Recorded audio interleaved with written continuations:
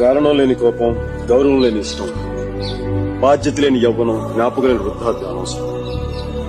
అలాంటి వాడు ఉన్నా ఒకటి లేకపోయినా 10 ఏళ్లు దాటాక ఆడపిల్లని కన్న తండ్రి కూడా ఒళ్ళో కూర్చోబెట్టాడు.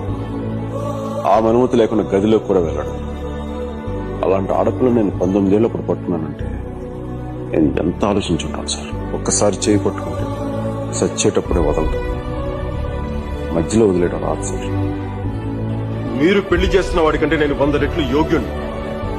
పిల్లనిచ్చేటప్పుడు ఉన్నోడా లేనోడా అని కాదు, మనసున్నోడా అలవాటు లేనోడా అని చూడండి. ఎందుకంటే సంపాదిస్తే డబ్బు వస్తుంది కానీ సంస్కారం రాదు. పెళ్లికి ముందు ఇష్టం వచ్చినట్టు తిరిగేసి మోజుతీరి పైకి వదిలేసి కొత్త వాళ్ళని వెతుకునే రోజులు ముందు ముందు వస్తాయో నాకు తెలియదు. అలాంటి రోజే వస్తే నేను బతికుండడం కంటే చచ్చిపోవడానికి ఇష్టపడతాను.